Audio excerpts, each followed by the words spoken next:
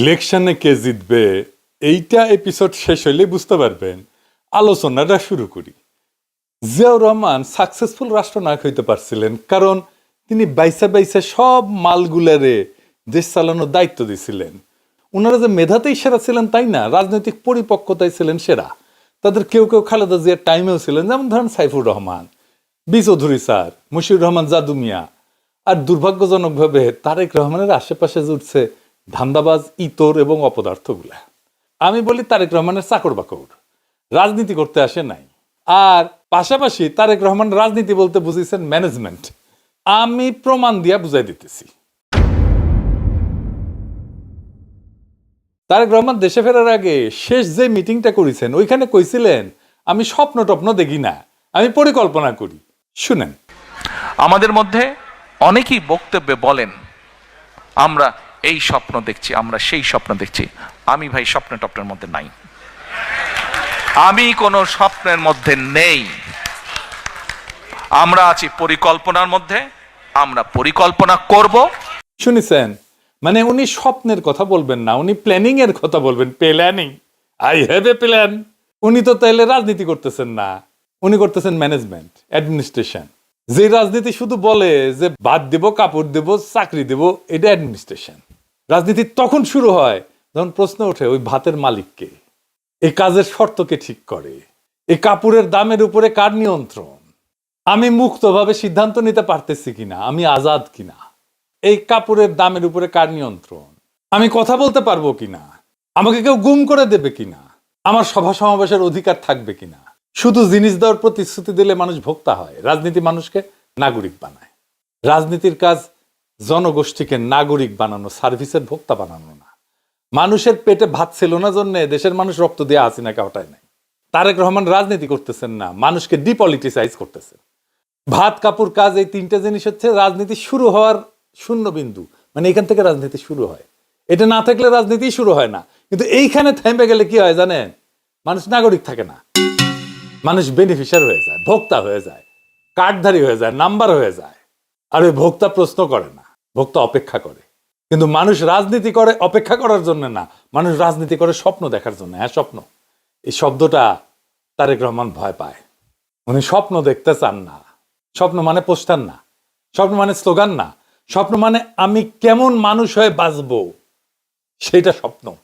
আমি কোন ভবিষ্যতের দিকে যাচ্ছি সেটা স্বপ্ন। আমি কেমন দেশ চাই সেটা স্বপ্ন। আমি কেমন সমাজ চাই এটা স্বপ্ন। আমি কিভাবে পৃথিবীতে কন্ট্রিবিউট করতে চাই এটা স্বপ্ন। আমার দেশকে কিভাবে চিনবে সেটা স্বপ্ন। আমার সন্তানের ভবিষ্যৎ কেমন হবে এটা স্বপ্ন। মানুষ শুধু পেট ভরানোর জন্য রাজনীতি করে না। পেট ভরা লাগে, কিন্তু পেট ভরার পরে মানুষ যেটা চায় সেটা মর্যাদা, কণ্ঠ চায়, অংশগ্রহণ চায়, সম্মান চায়। এই জায়গাটার নামে রাজনৈতিক আকাঙ্ক্ষা। যে রাজনীতি এই আকাঙ্ক্ষাকে স্পর্শ করে না সে রাজনীতি মানুষকে চালায়, মানুষকে তৈরি করে না।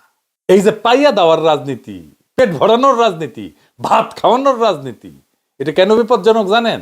কারণ এতে নাগরিক দাবিদার না হয়ে গ্রাহক হয়ে যায়, অধিকার হয়ে যায় সুবিধা, প্রশ্ন হয়ে যায় অভিযোগ। আর অভিযোগ করলে কি হয়? সার্ভিস সেন্টারে পাঠানো হয়, তাই তো? এটা রাজনীতি না, এটা কর্পোরেট গভর্নেন্স। রাজনীতি মানে মানুষকে বলা তুমি শুধু বাঁচবে না, তুমি ঠিক করবা কিভাবে বাঁচবা। স্বপ্ন ছাড়া রাজনীতি হয় না। আর স্বপ্ন বাদ দিলে যত বড় প্রতিশ্রুতি দেন না কেন, এটা রাজনীতি না, এটা ডেলিভারি। কমিউনিস্ট পার্টির স্লোগান ছিল ভাত কাপড় কাজ, কমিউনিস্ট পার্টির এক আওয়াজ। ওইটা মানুষকে বাঁচায়, এটা ঠিক, কিন্তু নাগরিক বানায় না। স্বপ্ন মানুষকে নাগরিক বানায়, স্বপ্ন ছাড়া রাজনীতি না, এটা কর্পোরেট ম্যানেজমেন্ট। তারেক রহমান সিপিবির রাজনীতি করিচ্ছে, ভাত কাপড় কাজ, তারেক রহমানের এক আওয়াজ। কিন্তু তারেক রহমান আপনার প্রতিপক্ষ স্বপ্ন দেখাচ্ছে। এই শক্তিশালী স্বপ্নের কাছে আপনার তথাকথিত প্ল্যানিং হেরা যাবে। দেখেন,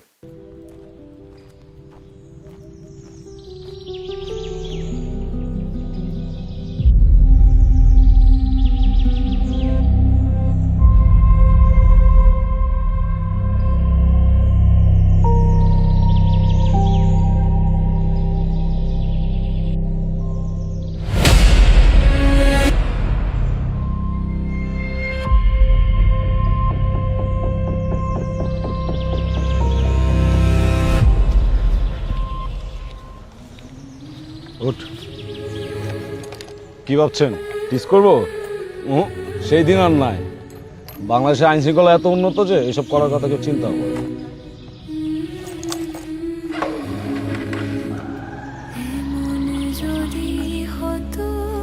কি ভাবছেন এগুলো সত্যি? এগুলো সবই আমাদের স্বপ্ন, আর এই স্বপ্নকে বাস্তবায়ন করতে হলে সৎ ও যোগ্য লোককে ভোট দিন। দেখেছেন স্বপ্ন? আরো দেখবেন স্বপ্ন? দেখেন।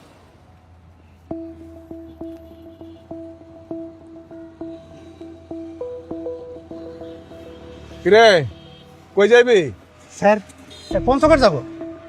পঞ্চগড় যাবি? জি স্যার। চোখ লাল কে? কি খাইছ? কিছু না তো স্যার। কিছু কাজ নাই? না স্যার।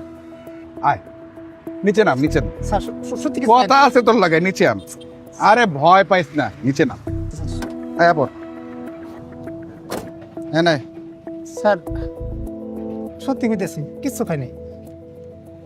কিছু কাজ নাই? কাজ নাই কে? খাইবি? দিমু কিছু খাবি? কি কন কিছু তো বুঝলাম না। খাইবি কি না ক? কামাল স্যার দেই খাওয়ানটা দেই। আরে দাও ল। আরে ভয় পাইস না, ল। কি আছে? ফুল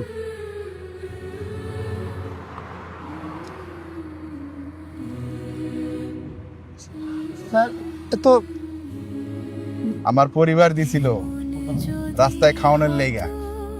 তুই তো বহু দূর যাইবি, সেই পঞ্চগড়। জি স্যার। রাস্তায় খাওয়ান পাবি কি পাবি না খাইয়া ল। খাইয়া ভালো করে গাড়ি চালাইবি, ঘুমাইবি না, বুঝছস? ঠিক আছে স্যার। বহুত দূরের রাস্তা। জি স্যার। যা। স্যার কি ভাবছেন এটা সত্য? এটা স্বপ্ন। এই স্বপ্নকে বাস্তবায়ন করতে হলে সৎ এবং যোগ্য লোককে আপনার ভোট দিন। এই স্বপ্নে ভোটে জিতবে লিখে রাখে। স্বপ্ন জেতে ভোটে, প্ল্যানিং না। এদের প্রতিপক্ষ হইয়া আপনি কি বানাইছেন সেটা দেখি। আসেন।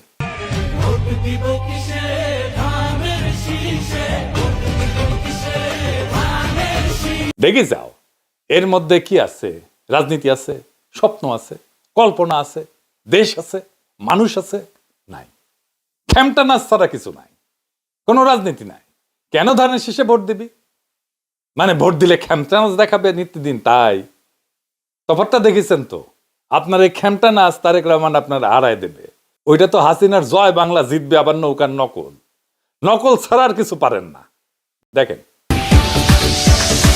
এসেছে এসেছে আবার ইলেকশন, জিতবে নৌকা জিতবে জনগণ। 16 কোটি মানুষের একটাই ডিসিশন, জিতবে নৌকা নাই কোনো টেনশন।